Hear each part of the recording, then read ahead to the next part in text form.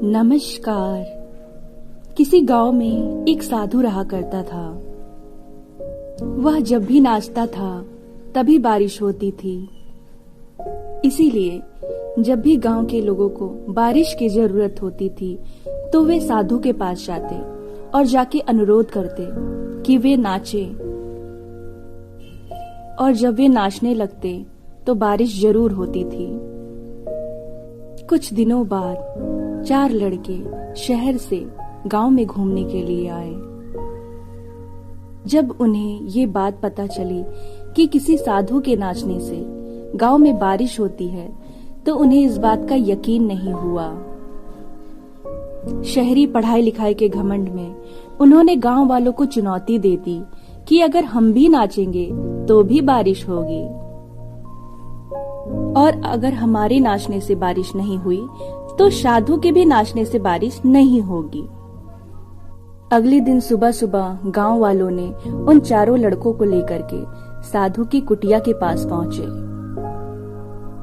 गांव वालों ने साधु को सारी बात बताई और फिर उन लड़कों ने नाचना शुरू कर दिया। पहले लड़के ने नाचना शुरू किया। 1 घंटा बाद पहला लड़का थक कर बैठ गया, लेकिन आसमान में बादल नहीं दिखे। कुछ देर बाद दूसरे लड़के ने भी नाचना शुरू किया और 1 घंटा बीतते बीतते वो भी थक कर बैठ गया और कुछ नहीं हुआ। ऐसे दोनों लड़के ने भी ट्राई किया, लेकिन कोई परिणाम सामने नहीं आया और बारिश नहीं हुई। अब साधु की बारी थी।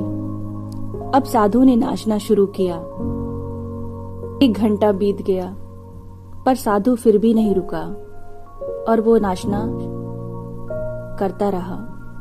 नाचते नाचते 2 घंटे बीत गए पर बारिश नहीं हुई। 4 घंटे बीत गए पर बारिश नहीं हुई। लेकिन साधु महाराज रुकने का नाम ही नहीं ले रहे थे। धीरे धीरे शाम ढलने लगी और अचानक से बादलों में गड़गड़ाहट शुरू हो गई और थोड़ी देर बाद जोरों की बारिश होने लगी। ये देखकर चारों लड़के दंग रह गए और तुरंत साधु से क्षमा मांगी। फिर चारों लड़कों ने साधु से पूछा कि बाबा, भला ऐसा क्यों कि हम लोगों के नाचने से बारिश नहीं हुई और आपके नाचने से बारिश शुरू हो गई? मैं नाचता हूँ तो 2 बातों का ध्यान रखता हूँ। पहली बात तो ये कि जब मैं नाचूंगा तो बारिश को होना ही पड़ेगा, और दूसरी ये कि मैं तब तक नाचूंगा जब तक कि बारिश ना हो जाए। सफलता पाने वाले लोगों में भी यही गुण विद्यमान होता है। वे जिस किसी भी काम को करते हैं उनमें सफल होने का उन्हें पूर्ण भरोसा होता है, और वे तब तक उस काम को करते हैं जब तक कि उसमें सफल ना हो जाएं।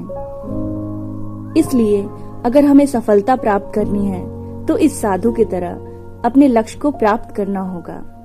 अगर आपको हमारी इस कहानी से कोई सीख मिली हो तो हमें कमेंट करना ना भूलें। आपका बहुत बहुत धन्यवाद।